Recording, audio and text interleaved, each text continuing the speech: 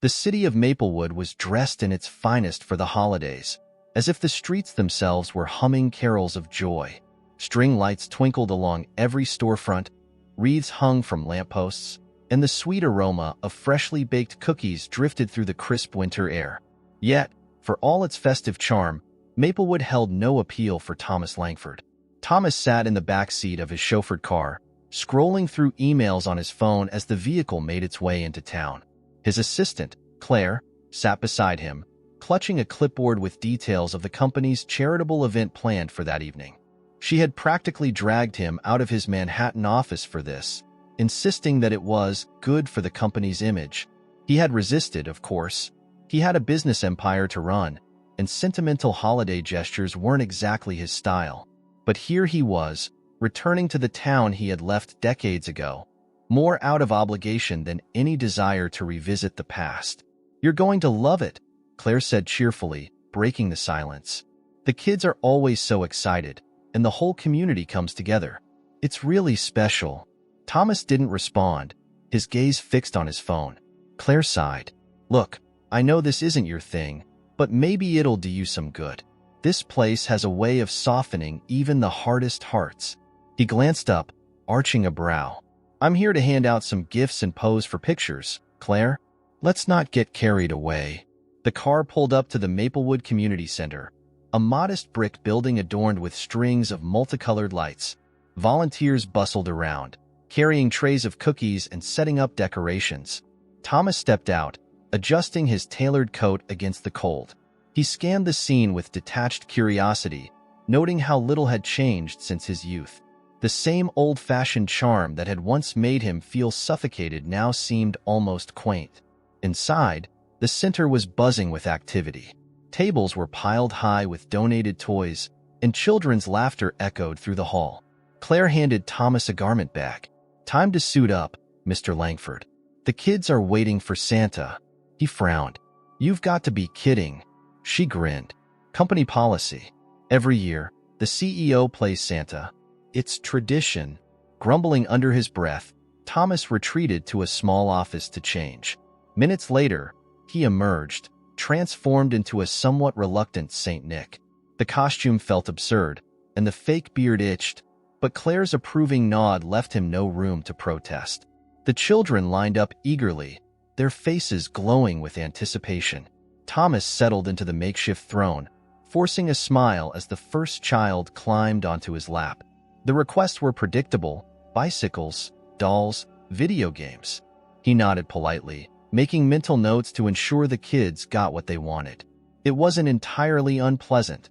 Their excitement was infectious, even if he couldn't quite share it. Then came a little girl with dark curls and eyes that seemed far too wise for her 8 years. She climbed onto his lap with the confidence of someone who had no doubt Santa would listen. "Hi," she said, studying him intently. "You're a little different than the Santa from last year." Caught off guard, Thomas chuckled. "Different how?" She shrugged. "I don't know.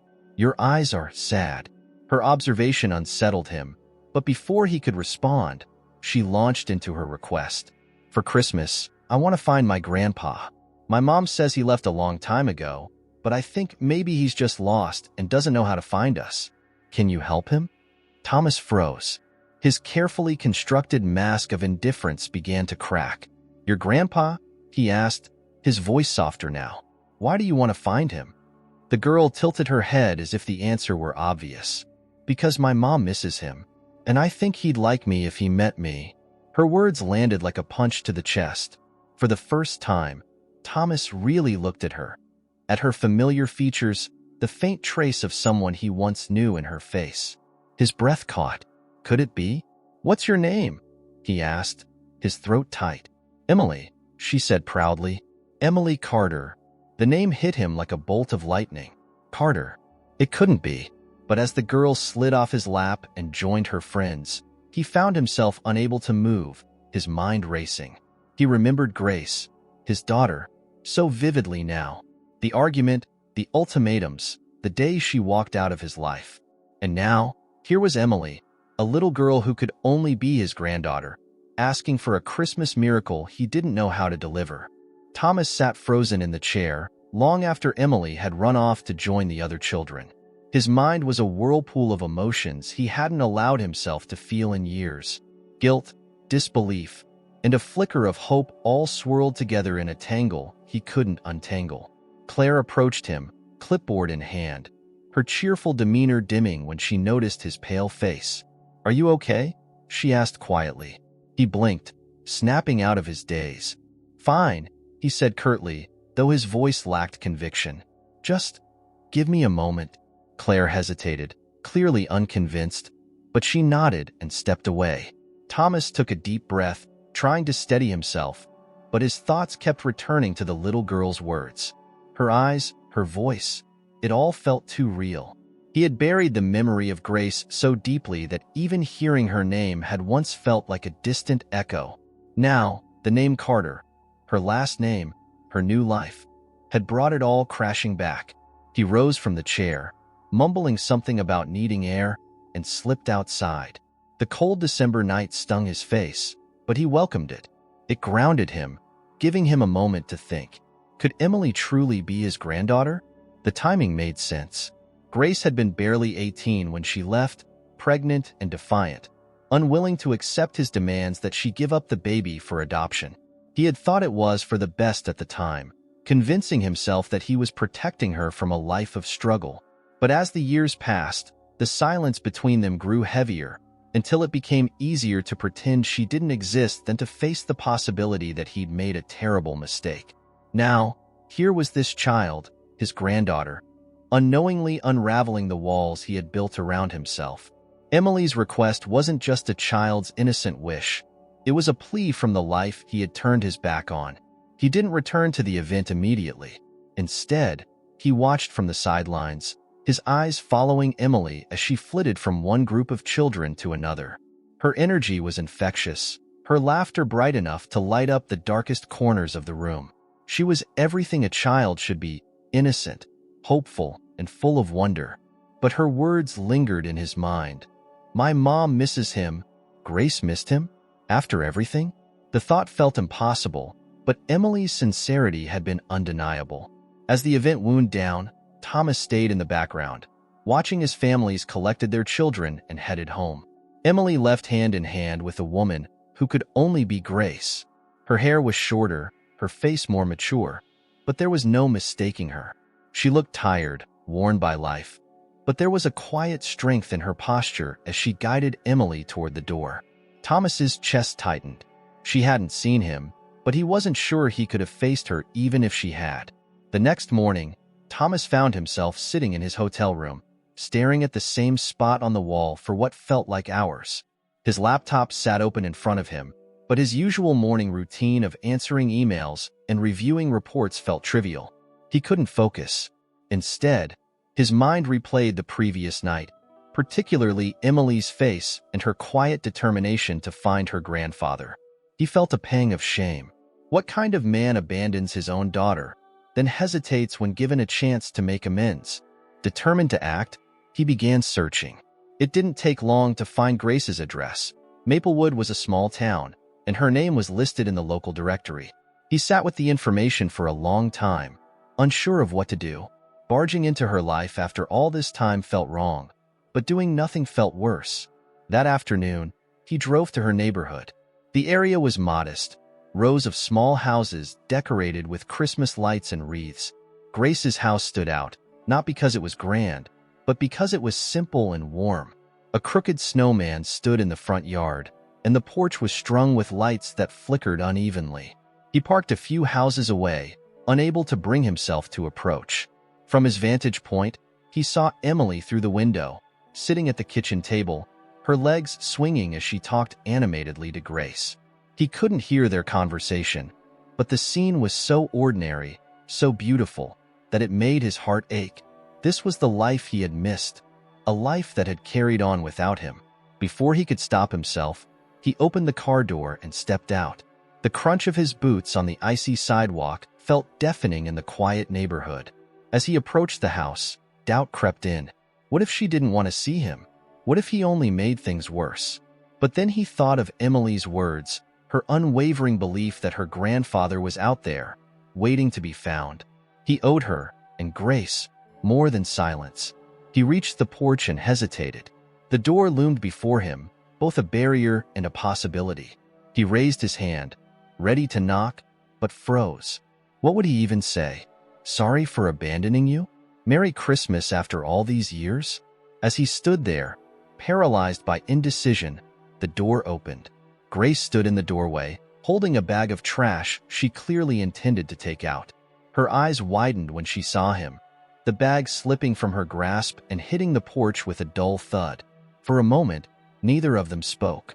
The silence was heavy, filled with years of unsaid words. Finally, Grace broke it, her voice sharp and cold. What are you doing here? Thomas opened his mouth, but no words came. He had rehearsed so many versions of this moment in his mind, but now, faced with her piercing gaze, he felt like the same frightened man who had let her walk away all those years ago. I came to see you, he managed, his voice barely above a whisper. Grace's expression hardened. After all this time, you think you can just show up? I know I have no right, he said quickly, but I met Emily last night. She reminded me of what I've lost.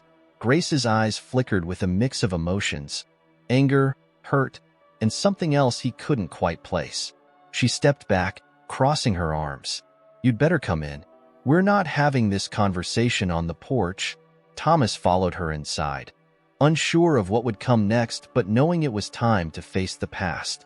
The house was small but welcoming, filled with the comforting smells of home cooking and the faint, familiar scent of a live Christmas tree. Thomas stepped inside hesitantly, his eyes darting around, taking in every detail. The living room was modestly decorated with handmade ornaments and strings of lights that blinked unevenly. A collection of Emily's toys was scattered across the floor, a testament to the life that had unfolded here without him. Grace walked past him, her movements brisk, her tension palpable. She motioned toward the couch, but didn't sit herself, instead leaning against the kitchen doorway with her arms crossed. Her expression was unreadable, but her eyes carried a storm of emotions: pain, resentment, and something closer to wariness than anger. You've got about 5 minutes to explain why you're here, she said flatly, her tone guarded. Thomas sat down on the edge of the couch, suddenly feeling very out of place. I don't know where to start, he admitted, running a hand through his hair. I didn't plan this, Grace. I didn't even know you were still in Maplewood until last night. She raised an eyebrow. And last night was enough to bring you here. After all these years? What? Did the sight of a little girl asking for her grandfather suddenly awaken some sense of responsibility? The bitterness in her voice cut deep, but Thomas couldn't blame her. I deserve that, he said quietly. And worse. Don't do that, Grace snapped. Don't play the martyr. Just tell me what you want. Thomas took a deep breath, steeling himself. I don't want anything. He paused, searching for the right words. I came because I saw Emily. She sat on my lap at the event last night, and she asked for something that I don't know if I can give. She wants to find her grandfather. Grace's jaw tightened. So, what does that have to do with you? Thomas met her gaze, his voice firm despite the tremor in his hands. Because I'm her grandfather, Grace, and I've already lost so much time with you. I don't want to lose her too. Grace let out a sharp, humorless laugh. You don't get to swoop in now and play the doting grandfather. You gave up that right the day you told me to leave. Do you even remember what you said to me that day? I do, Thomas said, his voice heavy with regret. I remember every word, and I've regretted them every day since. Have you?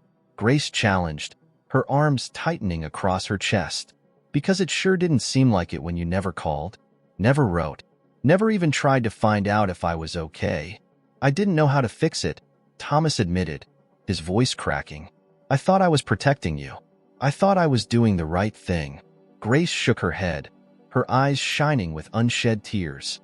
You weren't protecting me, Dad. You were protecting yourself, your image, your reputation, your precious business. And you didn't care what it cost me. The word Dad struck him like a blow, filled as it was with so much hurt and disillusionment. He looked down at his hands, ashamed to meet her eyes. You're right, he said finally. I was selfish. I was scared. I didn't know how to handle what was happening, so I pushed you away instead of standing by you. I've hated myself for it ever since." Grace turned away, wiping at her eyes quickly before Thomas could see the tears fall. She leaned against the kitchen counter, silent for a long moment. When she spoke again, her voice was softer but no less guarded. "Emily doesn't know any of this. She thinks her grandfather is some great guy who got lost along the way. She doesn't need to know the truth." "I'm not here to hurt her," Thomas said earnestly. "I'm not even sure what I'm doing here, except I needed to see you, to say I'm sorry, and to try to make things right if I can." Grace turned back to face him, her expression conflicted. "And what does making things right look like to you? Dropping in once a year with presents? Writing a check to make yourself feel better?" "I don't know," he admitted, "but I'm here. That has to count for something." Grace sighed, the fight seeming to drain out of her. "I don't know if I can trust you," she said finally, "and I won't let you disappoint Emily. She's just a kid, and she believes in you. I can't let you take that away from her." "I won't," Thomas promised. "I don't expect you to trust me right away, but I'll do whatever it takes to prove that I'm serious about this.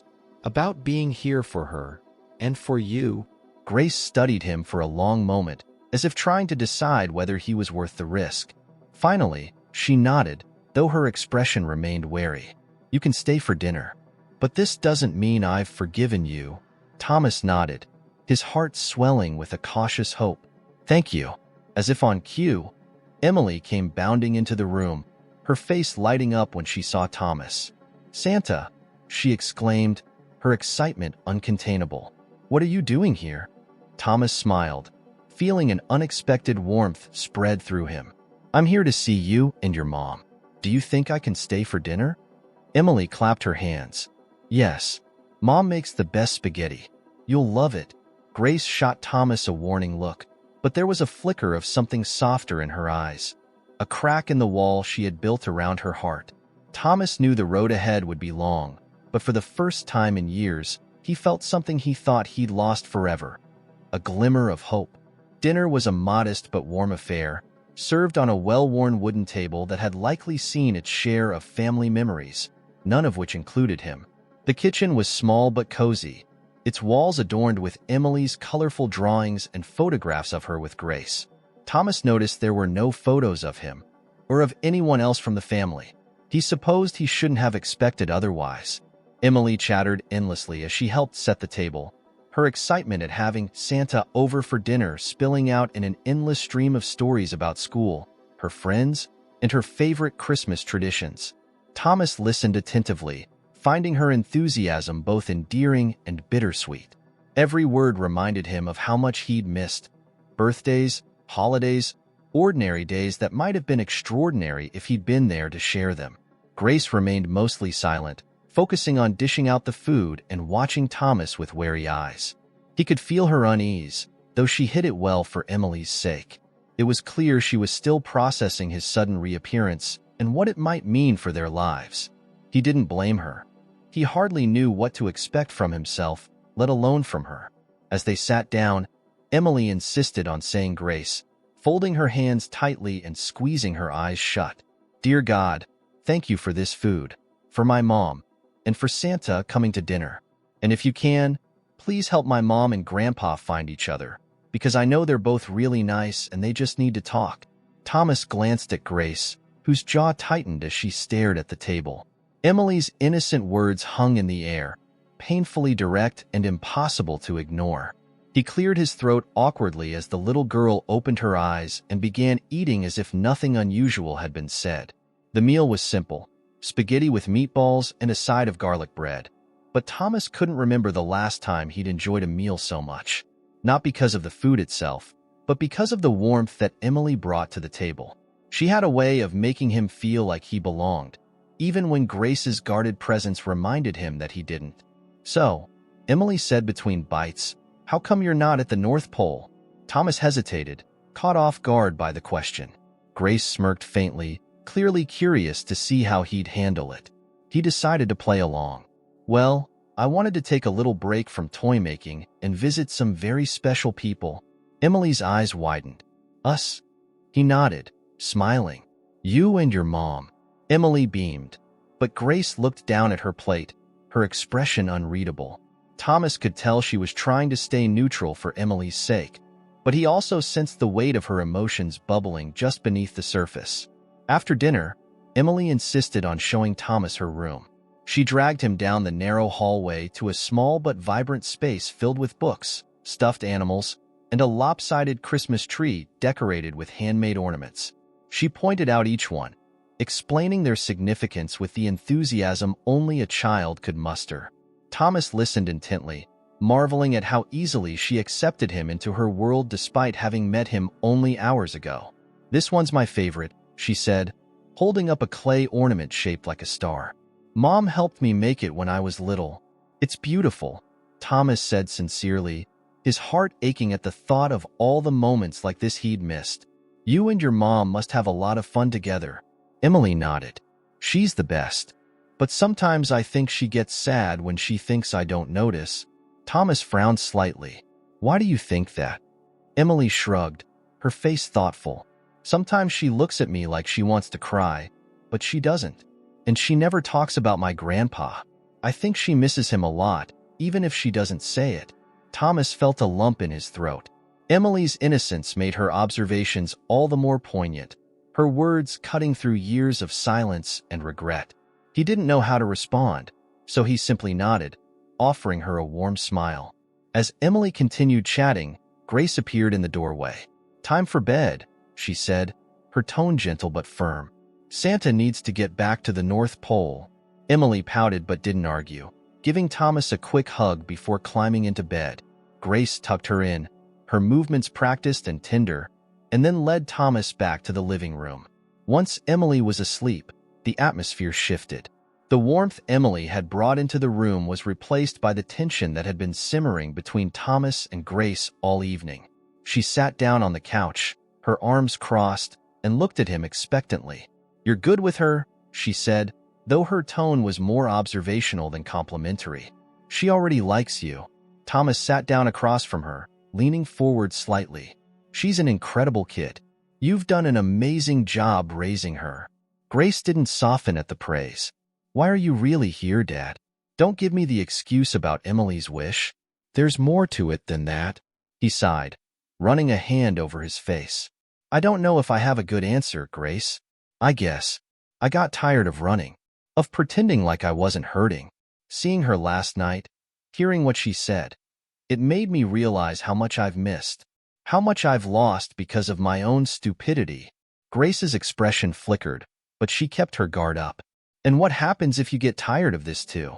If you decide it's easier to leave again?" "I won't," he said firmly. "I can't change the past, but I'm here now, and I want to make things right, no matter how long it takes." Grace studied him for a long moment, her defenses wavering. "You don't just get to walk back into my life like nothing happened. I've spent years building a world for Emily, a world where she doesn't have to feel abandoned. I'm not going to let you tear that down." "I don't want to tear anything down," he said softly. "I just want to be part of it." For the first time that evening, Grace's eyes softened, though her face remained guarded. "We'll see," she said quietly. "But don't expect it to be easy." Thomas nodded, understanding that trust would take time. But for the first time in years, he felt like he was moving towards something real, something worth fighting for. The days that followed were both awkward and cautiously hopeful. Thomas found himself lingering in Maplewood longer than he had planned, staying at a modest inn on the outskirts of town. He wasn't sure if it was the town's quiet charm, Emily's infectious joy, or the deep, unshakable need to reconnect with Grace, but something rooted him there. Each morning, he debated whether to pack his bags and leave, but he never did. Grace, true to her word, didn't make things easy. She allowed him small moments with Emily, but kept a firm boundary around her own emotions. They spoke briefly when necessary, exchanging updates about Emily or the logistics of their schedules, but the deeper conversations Thomas hoped for never came. Still, he cherished every interaction, no matter how small. Emily, oblivious to the tension between the adults, seemed to thrive in Thomas's company. She took every opportunity to drag him into her world, whether it was building snowmen in the yard or helping her bake cookies in the cramped kitchen. Her laughter echoed through the house, a sound so pure it brought a warmth to Thomas's heart he hadn't felt in years. She didn't question his presence. She simply accepted it, her trust unshaken by the complexities he and Grace were navigating. One afternoon, Thomas found himself sitting on the couch with Emily, flipping through an old photo album she had pulled from a dusty shelf. The album was filled with pictures of her as a baby, her first days at school, and holidays spent with just her and Grace. There were no photos of extended family, no evidence of a larger support system. "Mom doesn't like to talk about when she was little," Emily said matter-of-factly, pointing to a picture of herself as a toddler holding a stuffed bear. "But I think she must have had fun sometimes." Thomas swallowed hard, recognizing the unspoken pain in the gaps of the album. "She did," he said softly. "Your mom was always so strong and smart. She could do anything she set her mind to." Emily looked up at him, her brow furrowed. "How do you know? Were you there?" The question caught him off guard, and for a moment, he didn't know how to respond. But before he could, Grace's voice called from the kitchen. "Emily, come help me set the table." Emily hopped off the couch, leaving Thomas alone with the album. He flipped through a few more pages, his heart aching at the sight of Grace's determined smile and the few pictures that included her. She looked happy, but there was a loneliness in her eyes he couldn't ignore. He closed the album and set it aside, feeling the weight of the years they had lost pressing down on him. That evening, as Emily slept and the house settled into its quiet rhythm, Grace joined Thomas in the living room. She sat in the armchair opposite him, a steaming mug of tea in her hands. For a long while, neither of them spoke, the silence stretching between them like a fragile thread. Finally, Grace broke the quiet. "You're good with her," she said, her tone neutral but sincere. "She's already attached to you." Thomas looked up, surprised by the unexpected comment. "She's an incredible kid. That's all you. You've done an amazing job raising her." Grace shrugged, staring into her mug. "I've done what I could. It hasn't always been easy." He nodded, unsure of how to respond without reopening old wounds. Instead, he chose his words carefully. "You've built a beautiful life for her. She's happy, Grace. That's what matters." She glanced at him, her eyes tired but no longer cold. "And what about you? What matters to you now?" The question lingered in the air, heavier than he expected. He took a deep breath, leaning forward slightly. "Making up for lost time," he said honestly. "For her. And for you, if you'll let me." Grace shook her head, a small, bitter laugh escaping her lips. "You can't just erase what happened, Dad. You can't undo the years I spent feeling like I wasn't enough for you. Like Emily wasn't enough." "I'm not trying to erase anything," he said gently. "I know I can't. But I'm here now, and I want to try to make things better, even if it takes the rest of my life." Grace's grip tightened on her mug, her knuckles white. "You don't get it," she said quietly. "It's not just about what you did to me. It's about what you didn't do. You weren't there when I needed you most. When I was scared and alone and had no idea how I was going to take care of a baby." Her voice cracked, and she looked away, blinking back tears. Thomas felt his own throat tighten. "I'm so sorry, Grace," he said, his voice thick with emotion. "I thought I was doing what was best for you, but I see now that I was just a coward. I was afraid of losing control, of not knowing how to fix things. And in the process, I lost you." Grace didn't respond immediately. She stared at the floor, her emotions warring within her. Finally, she sighed and met his gaze. "Emily deserves to have you in her life," she said quietly. "But I need time. I need to figure out if I can trust you again." Thomas nodded, accepting her words with humility. "Take all the time you need," he said. "I'll be here." They sat in silence after that, the air between them heavy but not hostile. It wasn't forgiveness, not yet, but it was a start. And for the first time in years, Thomas felt a glimmer of hope that maybe, just maybe, he could find his way back to the family he had lost. The days passed slowly, each one bringing small shifts that, while subtle, felt monumental to Thomas. Grace still kept her guard up, but she no longer avoided him entirely. Their conversations, while brief, were less charged with anger, and he noticed moments when her icy exterior softened. like when Emily beamed at him or proudly displayed something they had done together. For Emily, the joy of having someone new in her life was boundless.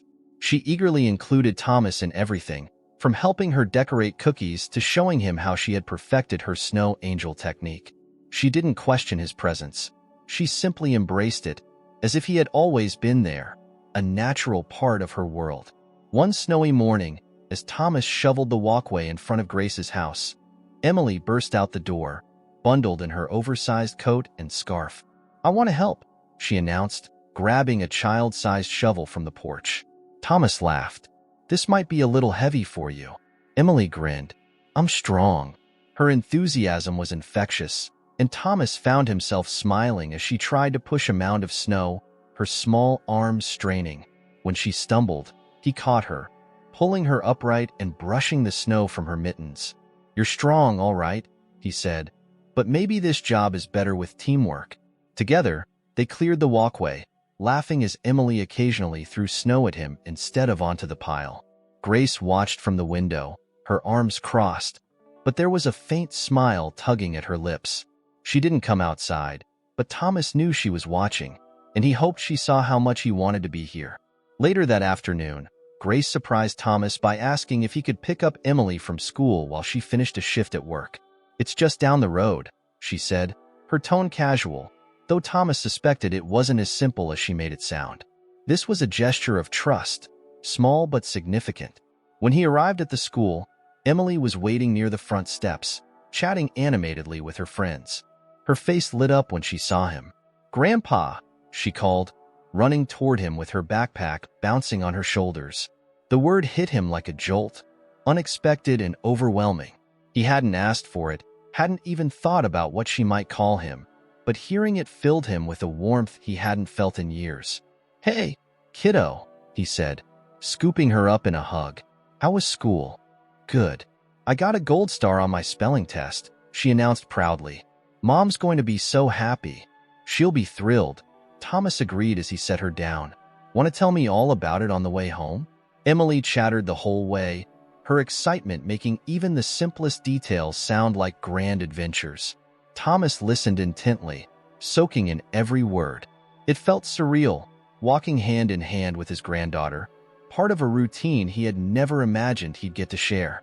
When they got home, Grace was already there, her coat still on and her keys in hand. "Thanks," she said, her voice even but not unkind. "I appreciate it." "It was my pleasure," Thomas replied. "Emily's got some good news for you." Emily launched into her story about the gold star, and Grace smiled, her pride evident. Thomas stepped aside, letting them have their moment, but Grace surprised him again by asking if he wanted to stay for dinner. It wasn't much, a simple soup and bread, but it felt like a milestone.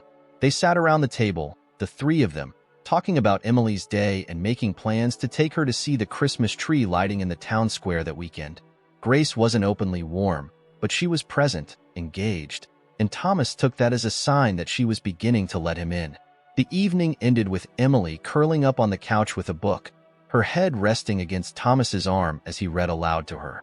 Grace sat nearby, quietly folding laundry, but Thomas caught her glancing at them now and then. There was something in her expression he couldn't quite name, something softer, more contemplative. When Emily finally went to bed, Grace lingered in the living room, tidying up but clearly not in a hurry to leave. Thomas decided to take the opportunity to speak. "I know I've said this before," he began, his voice low, "but I'm really sorry, Grace. For everything." Grace paused, her hands stilling over the stack of folded towels. She didn't look at him right away, but when she did, her eyes held a mix of emotions. "It's hard to let go of the past," she said quietly. "Every time I look at Emily, I think about how alone I felt when I had her, how much I wanted you to be there." Thomas nodded, his chest tight with regret. "I know I can't change what I did, but I want to be here now, for you and for her." Grace hesitated, then sighed, sitting down across from him. "Emily loves you already," she said, "and I can see you care about her. I want to believe you've changed, but it's hard. It's going to take time." "I'll wait as long as it takes," Thomas said earnestly. "You don't have to forgive me right away. Just let me keep trying." Grace studied him for a long moment, then gave a small nod. "All right," she said softly. "We'll see." It wasn't a promise of forgiveness, but it was enough. For the first time in years, Thomas felt like he was moving forward, not just with Grace and Emily, but with himself. He didn't know what the future held, but for the first time, he believed it could hold something good. The following weeks brought a fragile but growing rhythm to Thomas's new place in Grace and Emily's lives. He wasn't sure when it had happened, but he'd stopped feeling like a visitor. There was a subtle shift in how Grace interacted with him. Not warm exactly, but no longer edged with constant suspicion. Emily, of course, had no reservations. To her, he was already part of the family, an addition as natural as the snow that blanketed Maplewood each December morning. Thomas took every opportunity to be present, learning the rhythms of their days and inserting himself where he could be helpful. He drove Emily to school when Grace's schedule was tight, helped her with homework in the evenings, and accompanied them to the local Christmas market, where Emily dragged him from booth to booth with wide-eyed wonder. The market was vibrant and alive, filled with the smells of roasted chestnuts, pine, and spiced cider. For Thomas, it felt like stepping into a part of the life he had missed. Grace still watched him carefully, her guard not entirely down, but there were moments when she seemed to forget to be wary. Those fleeting glimpses of unguarded warmth gave Thomas hope. One evening, as the first heavy snowstorm of the season swept through the town, the three of them were stranded indoors together. Emily had decided it was the perfect time to make paper snowflakes, scattering scissors and scraps of paper across the living room floor. Grace sat with her, helping to fold and cut intricate designs, while Thomas observed from the couch, marveling at the simple beauty of the scene. "Come on, Grandpa," Emily called, holding up a pair of scissors. "You can't just sit there. You have to make one too." Thomas smiled and moved to the floor, taking the scissors she offered. "I'll warn you, I've never been very good at arts and crafts." Emily giggled. "It's easy. I'll show you." For the next hour, they laughed and chatted as they filled the room with delicate snowflakes. Emily insisted on taping each one to the windows, creating a winter wonderland indoors. When they finally ran out of paper, she declared it the best snowstorm ever and announced she was going to make hot chocolate for everyone. As Emily disappeared into the kitchen, Grace leaned back against the couch, her eyes on the window. The snowflakes they had made swayed slightly in the draft, catching the warm glow of the room's Christmas lights. Thomas watched her, waiting for the right moment to speak. "She's really something," he said softly. Grace nodded, a small smile tugging at her lips. "She is. I see so much of you in her," Thomas added. "Her determination, her kindness. You've done an incredible job raising her, Grace." Grace glanced at him, her smile fading slightly. "I didn't have a choice. It was just the two of us." Thomas hesitated, choosing his words carefully. "I know, and I can't tell you how sorry I am that you had to do it alone, but you've done an amazing job. She's perfect." For a moment, Grace didn't respond. Then she sighed, her gaze dropping to her hands. "There were times I didn't think I could do it, times I felt like I was failing her. But she's always been so strong, so resilient. I don't know where she gets it." "She gets it from you," Thomas said simply. Grace looked at him, her eyes searching his face. "You say all the right things now," she said quietly. "But where were you when I needed to hear them the most?" The question cut deep, but Thomas didn't shy away from it. "I was scared," he admitted. "I was selfish and stubborn, and I thought I was protecting you by pushing you away. I see now how wrong I was. And I can't undo that, Grace, but I'm here now. I'm not going anywhere." Grace studied him for a long moment, as if weighing the truth of his words. Finally, she nodded, though her expression remained cautious. "You've been good for Emily. She loves having you around. I won't take that away from her." Thomas understood the unspoken warning in her words. He had to keep proving himself, day by day, not just to Grace but to Emily as well, and he was determined to do it. The storm eventually passed, leaving the world outside blanketed in pristine white snow. The next morning, Emily begged to go sledding, and Thomas eagerly agreed to take her while Grace stayed home to catch up on some much-needed rest. They spent hours on the hill near the school, racing down the slope and trudging back up, their laughter echoing across the crisp winter air. Thomas couldn't remember the last time he had felt so alive, so present in the moment. Afterward, they stopped at a small cafe for hot chocolate. Emily sat across from him, her cheeks flushed from the cold, her hands wrapped around the warm mug. She chattered about her plans for Christmas, her excitement spilling over as she talked about the presents she hoped to find under the tree and the traditions she and Grace always shared. "What about you, Grandpa?" she asked suddenly. "What do you want for Christmas?" Thomas smiled, surprised by the question. "I already have everything I could want," he said. "I get to spend time with you and your mom. That's more than enough for me." Emily tilted her head, studying him thoughtfully. "I think Mom's happy you're here too." "She doesn't say it, but I can tell." Thomas's heart swelled at her words, though he knew Grace would never admit it out loud. Still, the idea that she might be softening, even just a little, filled him with hope. When they returned home, Grace greeted them at the door, her expression softening at the sight of Emily's glowing face. "Did you have fun?" she asked. "The best," Emily declared, launching into a detailed recount of their day. As Emily ran off to put on dry clothes, Thomas lingered by the door, brushing snow from his coat. "Thank you," he said quietly, meeting Grace's eyes. "For what?" she asked, her tone wary. "For letting me be part of her life. For letting me try to be part of yours." Grace hesitated, then nodded, her gaze steady. "Don't make me regret it," she said softly. "I won't," Thomas promised. That evening, as they sat together watching a Christmas movie at Emily's insistence, Thomas felt something he hadn't felt in years, a sense of belonging. It was fragile, tentative, but it was real. And for the first time, he truly believed that this family, broken and mended as it was, could find its way back to one another. The days leading up to Christmas passed in a blur of activity, and Thomas found himself more deeply entrenched in Grace and Emily's lives than he'd thought possible when he first arrived in Maplewood. The town itself felt like a character in their unfolding story, its snow-draped streets and twinkling lights setting the stage for moments that felt almost magical. Everywhere he turned, there were reminders of the holiday spirit he had ignored for so many years, a spirit he was slowly rediscovering. Emily's excitement was contagious. She counted down the days to Christmas with a paper chain she had made herself, eagerly tearing off a link each morning and announcing the number left with uncontainable glee. Thomas made it a point to be present for each of these moments, even if they seemed small. For Emily, they weren't small at all, and he was beginning to understand just how much these simple rituals mattered.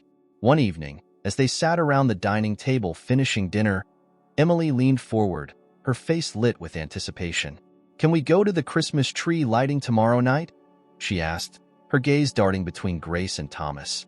"It's the best part of Christmas. Please."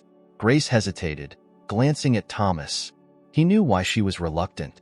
The tree lighting was one of Maplewood's biggest events, a gathering of the entire community. Going together would be a public declaration of sorts, and Grace had always been careful about guarding her privacy. Still, Thomas saw a flicker of something in her eyes. Maybe a desire to give Emily the joy she deserved. "If it's okay with your mom, I'd love to go," Thomas said, his voice careful. Grace looked at Emily's eager face, then at Thomas, and finally sighed. "All right," she said, "but we're not staying out late. Emily still has school the next day." Emily whooped in victory, clapping her hands. "It's going to be amazing. Grandpa, you're going to love it." The following evening, they bundled up against the cold and made their way to the town square. The air was crisp, the snow glittering under the glow of streetlights. Vendors lined the square, selling hot cocoa, roasted chestnuts, and handmade ornaments. Families milled about, their voices mingling in a cheerful hum. At the center of it all stood the towering Christmas tree, its branches strung with lights and ornaments that seemed to sparkle with their own kind of magic. Thomas followed Grace and Emily through the crowd, his heart swelling at the sight of Emily's wide-eyed wonder. She pointed out every detail, dragging him from one booth to another with endless enthusiasm. Grace walked beside them, quieter but no less engaged. Thomas could see the faint smile that lingered on her lips, and he felt a flicker of hope that maybe she was beginning to relax, to trust. When the tree lighting ceremony began, they found a spot near the front of the crowd. Emily squeezed between them, clutching both their hands as the mayor gave a brief speech about the importance of community and the spirit of giving. Thomas barely heard the words. He was too focused on the way Emily's face lit up when the countdown began. 3, 2, 1.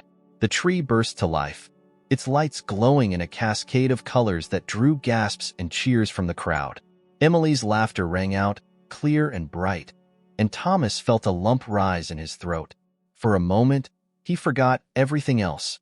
His mistakes, his regrets, the years he had lost.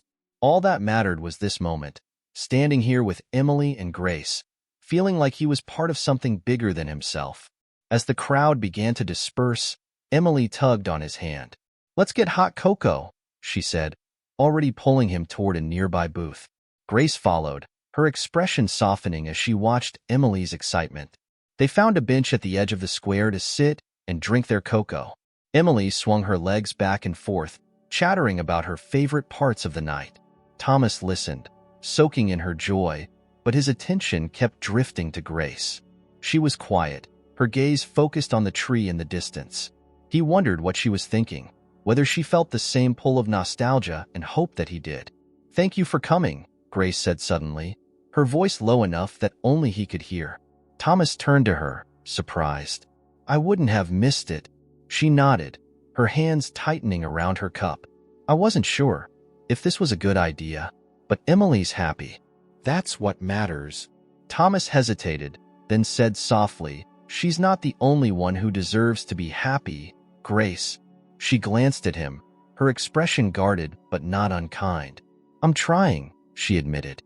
"It's not easy to let someone back in after everything." "I know," he said, "and I don't expect it to happen overnight. But I'm here, and I'm not going anywhere." Grace didn't respond right away, but there was a flicker of something in her eyes. Maybe understanding, maybe hope. Before either of them could say more, Emily interrupted, holding up her empty cup. "Can we get another round?" she asked, her cheeks rosy from the cold. Grace laughed, shaking her head. "One is enough. It's bedtime soon." Emily pouted but didn't argue, clearly too content to let anything dampen her mood. As they made their way back to the car, Thomas felt a sense of peace settle over him. It wasn't perfect. There were still wounds to heal, trust to rebuild. But for the first time in years, he felt like he was exactly where he was meant to be. Later that night, as they settled back at home, Emily insisted on reading her favorite Christmas book before bed. Thomas joined her on the couch, his voice steady as he read aloud. Grace watched from the doorway, her arms crossed but her expression soft. When Emily finally drifted off to sleep, Thomas carefully carried her to her room and tucked her in. When he returned to the living room, Grace was still there, her gaze distant as she looked out the window. He joined her, standing a few feet away, unsure if she wanted him to speak. "I can see why you love this town," he said finally.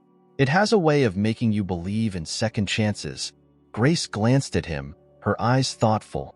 "Do you believe in second chances?" she asked. Thomas met her gaze, his voice steady. "I do. Because of you." "Because of her." Grace studied him for a long moment, then nodded. "Good," she said quietly. "Because if you're going to be here, that's what you're asking for." Thomas nodded, his chest tightening. "I know, and I'll spend every day proving I deserve it." For the first time, Grace didn't look away. Instead, she gave him a small, tentative smile, one that felt like the beginning of something new. And for Thomas, that was more than enough. The closer Christmas came, the more the house seemed to radiate warmth and life. Emily's excitement reached its peak, filling every corner with laughter and anticipation. She spent her days humming carols, rearranging ornaments on the small tree in the living room, and meticulously wrapping presents with far too much tape. Thomas couldn't help but smile every time he saw her, caught up in the kind of joy he hadn't felt in years. Grace, too, seemed to soften as the days passed.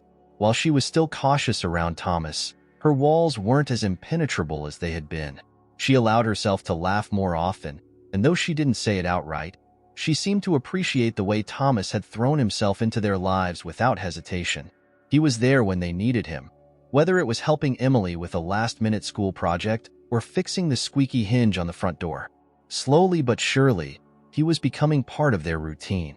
On Christmas Eve, the three of them spent the evening decorating cookies in the kitchen. Emily was in charge, of course, her artistic vision leading to a chaotic but colorful array of frosted snowmen, candy canes, and reindeer. Thomas leaned over the table, trying to mimic one of Emily's more elaborate designs. But his shaky hands turned what was supposed to be a snowflake into something unrecognizable. "That's interesting," Emily teased, peering at his cookie. "What's it supposed to be?" Thomas laughed. "Clearly, it's a modern interpretation of a snowflake. Very abstract." Emily giggled, her face lighting up. Grace, who was busy packing a few cookies into a tin for the neighbors, shook her head with a smile. "Maybe stick to eating them, Dad," she said, her tone teasing but not unkind. Thomas's heart warmed at the casual use of "Dad." It wasn't the first time she had said it since his arrival, but each time felt like a small step forward, a reminder that she was beginning to let him back into her life. After the cookies were finished and the kitchen was cleaned, Emily insisted they all sit by the tree to open one present each, a tradition she and Grace had shared since she was little. Grace handed out the gifts, her smile soft as she watched Emily tear into hers with unbridled enthusiasm. Thomas opened his own carefully, revealing a knit scarf in deep, rich colors. "I made it," Emily said proudly, her cheeks pink with excitement. "Mom taught me how." Thomas ran his fingers over the soft wool, his chest tightening with emotion. "It's perfect," he said sincerely, wrapping it around his neck. "I'll wear it every day." Emily beamed, satisfied with his response. She turned her attention to Grace, who opened her gift to reveal a small, framed photo of the three of them from the tree lighting ceremony. Thomas had asked a passerby to take the picture, wanting to capture the rare moment they had shared together. Now, seeing it framed in Grace's hands, he felt a swell of gratitude that she had chosen to keep it. "This is nice," Grace said softly, her fingers brushing over the frame. "Thank you." Thomas nodded, his voice thick with emotion. "Thank you for letting me be part of it." As the evening wound down, Emily fell asleep on the couch, curled up in a blanket with her head resting on Thomas's shoulder. Grace stood nearby, watching them with an expression Thomas couldn't quite read. When she finally spoke, her voice was quiet, almost hesitant. "She adores you," she said. "I can see it in the way she looks at you." Thomas gently shifted Emily, so she was more comfortable, his own gaze soft. "She's an amazing kid. She makes it easy." Grace crossed her arms, leaning against the doorway. "I was worried at first, about how she'd react, about what it might mean for her if this didn't work out. And now?" Thomas asked, meeting her eyes. Grace hesitated, then sighed. "Now I see that she's happier with you here. And maybe I am too." The words hung in the air, delicate but full of meaning. Thomas didn't push her to say more. He knew how much it had taken for her to admit even that much. Instead, he simply nodded. "I'm glad. I really am." They stayed like that for a while, the silence between them no longer tense but comfortable. Eventually, Grace moved to carry Emily to bed, and Thomas followed, tucking the blanket around her after Grace laid her down. Together, they stood in the doorway, watching her sleep, their shared concern for her well-being binding them in a way words couldn't. The next morning, Emily woke them both with shrieks of delight, racing into their rooms to announce that Santa had come. Thomas and Grace joined her by the tree, laughing as she tore through her presents with unabashed glee. The house was filled with the sound of paper ripping, laughter, and the occasional exclamation of joy as Emily discovered something she had hoped for. Thomas had never experienced a morning quite like this. It wasn't the expensive gifts or the perfectly curated moments he had once thought defined the holidays. It was the way Emily's face lit up, the way Grace's laugh warmed the room, the way he felt like he belonged, like he was part of something real, something lasting. After the presents were opened and the wrapping paper cleared away, Grace disappeared into the kitchen to start preparing their Christmas dinner. Thomas stayed with Emily, helping her set up a new board game she had received. They played for what felt like hours, the sound of her laughter filling the room as she gleefully beat him again and again. When dinner was ready, Grace called them to the table, her voice carrying a note of pride as she set down a beautifully roasted turkey. The meal was simple but perfect, filled with warmth and conversation. They lingered long after the food was gone, talking and sharing stories, the room aglow with the soft light of the Christmas tree. As the day wound down and the house grew quiet, Thomas found himself sitting by the fire with Grace after Emily had gone to bed. She held a mug of tea in her hands, her gaze thoughtful as she stared into the flames. "This was a good day," she said finally, her voice soft. "It was," Thomas agreed. "The best I've had in a long time." Grace looked at him then, her expression open in a way it hadn't been before. "I'm glad you stayed," she said. "I wasn't sure at first, but now, it feels right. Like maybe this is how it was always supposed to be." Thomas felt his chest tighten, a mix of gratitude and hope swelling within him. "I'm glad too," he said. "More than I can say." For the first time, Grace smiled at him fully, without hesitation or reservation. It was a smile that felt like forgiveness, like acceptance, like the beginning of something new. And for Thomas, it was the greatest gift of all. The week after Christmas unfolded with a quiet contentment that Thomas hadn't realized he could still feel. Maplewood settled back into its normal rhythms, the festive buzz giving way to the softer hum of daily life. The snowbanks along the streets grew higher with each new storm, and the world outside seemed to slow down, wrapped in winter's embrace. For Thomas, it felt like time itself had slowed, allowing him to savor every moment with Grace and Emily. Emily returned to school, and her days became filled with stories of holiday adventures she shared eagerly with her friends. Grace resumed her regular work schedule, leaving Thomas with more time to reflect on how much his life had changed in the past few weeks. He had come to Maplewood reluctantly, believing it was just a small detour in his carefully controlled world. Instead, it had become a turning point, one he hadn't anticipated but now couldn't imagine walking away from. One evening, Thomas sat at the kitchen table, poring over a list he had written in the hopes of planning something special for Grace and Emily. He wanted to do more than just stay in their lives. He wanted to contribute meaningfully, to build something lasting with them. Grace walked in, her arms full of groceries, and raised an eyebrow at the scattered papers on the table. "What's all this?" she asked, setting the bags down on the counter. Thomas looked up, a little sheepish. "Ideas," he said. "I thought maybe we could plan a trip, just the three of us. Something fun before Emily's break ends." Grace glanced at the list, her expression guarded but curious. "You don't have to keep doing this, you know." "Doing what?" Thomas asked. "Trying so hard," she said, her voice softer now. "You've been great with Emily. Better than I expected. But you don't have to keep proving yourself." Thomas set his pen down, leaning back in his chair. "It's not about proving anything," he said. "It's about making up for lost time. I want to give you both as much as I can. Not because I have to, but because I want to." Grace studied him for a long moment, then sighed, a small smile tugging at her lips. "Emily would love a trip. She's always wanted to go ice skating in the city." "Then that's what we'll do," Thomas said, already making notes. "We'll make it happen." The following weekend, they bundled up and took a train into the city. Emily was practically bouncing in her seat, her excitement bubbling over as she pointed out landmarks along the way. Grace, sitting beside her, looked more relaxed than Thomas had ever seen her. She even laughed when Emily jokingly declared herself the official tour guide for their day. At the rink, Emily clung to both Thomas and Grace as they wobbled their way onto the ice. It quickly became apparent that skating wasn't Thomas's strong suit, but Emily didn't seem to mind. She laughed every time he stumbled, her joy infectious, and even Grace couldn't hold back her amusement. "You're worse than I expected," Grace teased as Thomas nearly toppled over for the third time. "I didn't realize I'd signed up for a full critique," Thomas shot back, grinning despite himself. By the end of the afternoon, they were all exhausted but happy, their cheeks flushed from the cold. They warmed up at a nearby cafe, sipping hot chocolate and recounting their favorite moments of the day. For Thomas, it was more than just an outing. It was a memory he would carry with him forever, a piece of the life he was trying to build with them. Back in Maplewood, the days continued to unfold with a comforting rhythm. Thomas found himself drawn deeper into the fabric of Grace and Emily's lives.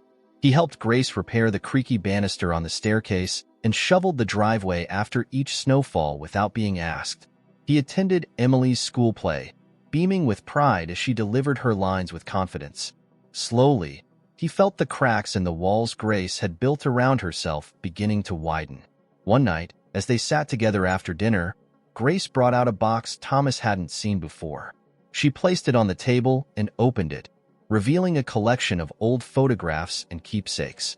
"I thought you might want to see these," she said quietly. Thomas leaned in, his breath catching as he recognized the faces in the photos. There was Grace as a little girl, her hair in messy pigtails, smiling brightly at the camera. There were photos of family gatherings, holidays long past, and even a few candid shots of him and Grace together, taken when she was just a child. "I kept them," Grace said, her voice tinged with emotion.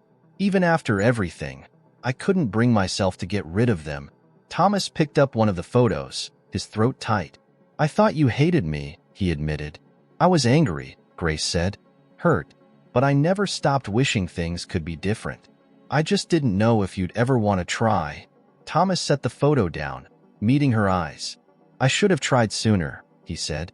"I wasted so many years. But I'm here now, Grace, and I'm not going anywhere." Grace nodded, her eyes glistening with unshed tears. "I can see that," she said softly. "And I think I'm ready to believe it." The words were a balm to Thomas's soul, a reassurance that he was finally on the path to healing the wounds he had caused. They spent the rest of the evening going through the box, sharing stories and memories, reconnecting with a past that no longer felt so far away. As winter began to give way to the faintest hints of spring, Thomas felt something he hadn't felt in years, a sense of purpose. He had come to Maplewood thinking he was just fulfilling an obligation, but it had become so much more. It had become home. One afternoon, as he and Grace stood on the porch watching Emily build yet another snowman in the yard, Grace turned to him, her expression thoughtful. "You've changed," she said. Thomas nodded. "So have you." Grace smiled, the warmth in her eyes unmistakable. "I think we've both found something we didn't know we were missing." Thomas looked out at Emily, her laughter echoing across the yard, and felt a deep, unshakable gratitude. For the first time in years, his life wasn't defined by regret or missed opportunities. It was defined by the family he had fought to rebuild, the love he had found again, and the future they were creating together. It wasn't perfect, but it was real. And for Thomas, that was everything.